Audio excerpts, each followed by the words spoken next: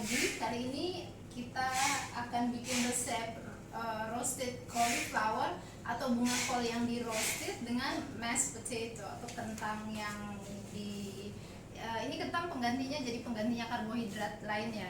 Oke. Jadi bahannya itu sayuran apa aja, terserah apa aja yang kalian suka. Tapi karena judulnya roasted cauliflower, otomatis bahan utamanya ini ada di kembang kol ya, bunga kol. Jadi di sini bunga kolnya itu sudah saya panggang di oven. Kenapa dia roasted bukan ditumis? Karena dengan memanggang itu kita otomatis mengeliminasi penggunaan minyak. Jadi di sini versi untuk yang lebih sehatnya. Kalau kalian nggak punya oven, kalian bisa pakai penggorengan langsung dengan minyak yang sangat sedikit. Jadi di sini nanti saya tunjukkan bagaimana membuat roasted cauliflower dengan bahan lain yang sebenarnya tidak di roasted seperti itu. Bunga kol. Yes, oke. So, jadi di sini sayur yang kita pakai selain bunga kol itu sendiri ada brokoli dan ada paprika. What you call it, capsicum? Ya, oke. Atau bell pepper ya. Dan di sini ada jamur. Kalian bisa pakai jadi kalian bisa pakai kubis. Kalian juga bisa pakai eggplant. Terong. Tapi terong ungu yang cocok sekali. Oke. Jadi di sini saya akan menunjukkan gimana cara untuk bikin tumisan sayurnya tanpa banyak minyak. Yes. Okay, I'll turn up the pot. Jadi di sini saya pakai dua, soalnya saya harus menumis ini dua, lightly roasted ini dua. Okay. Jadi saya put it in now. You're burning that oil. Okay. That's very unhealthy. Please don't do that. Yeah. Okay. I'm gonna put Yeah, this so in. get it done. Okay. Don't start talking too much. You should have waited.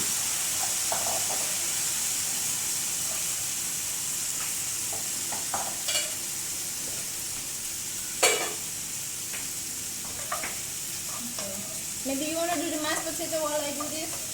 Yes. All right. So here we are. I don't know what is that, but never mind. Here are the spices. No, this one is for the sauce. Okay then. I'll put it away. All right. Okay. Yes. Are you doing that there? Yes. Okay, then go and do it. You know, you can only have one person cooking in the kitchen. If you have two or three, then you have a problem. Anyway, these potatoes have been boiled already. So we boiled it really well until it's very soft. Alright. This could have been boiled a little bit more, but it's alright. So we have a potato masher. A tool like this is good to have, because otherwise it's going to be difficult if you have to use a fork. Some people they use a fork to do that. So basically we mash it. Alright. And I'm assuming nobody has put any spices in these potatoes already, so if I'm not mistaken, I can put some. I would probably have boiled them a little bit more, but then this, but never mind. As long as it's not impossible. So we really want to mash it really good, so it has a nice creamy texture. Not creamy, but creamy. Can I hear some creaming? Oh no, it's not creamy. Okay, good. Yes, it takes a little bit of, well, it's good exercise. Do this.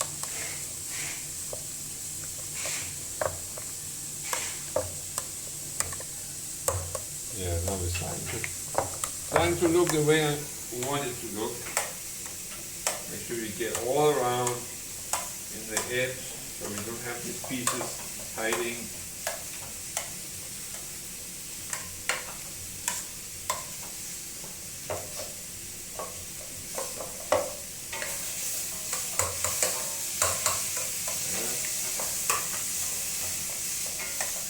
To be done well, to do something like this.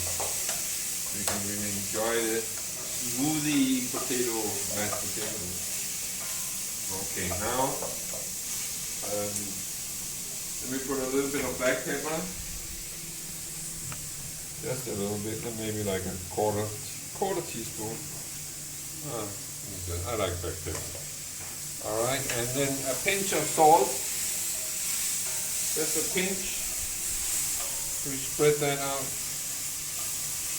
And then we give it one last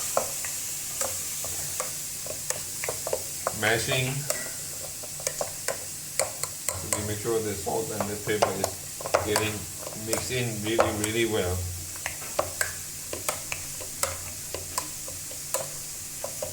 Alright.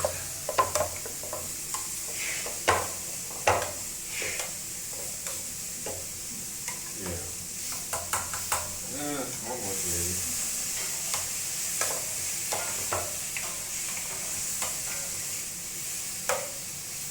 If you never tried mashed potatoes, you should try it. It doesn't take much different from ordinary potatoes, but it's somehow, when you eat certain foods, it makes it all much better.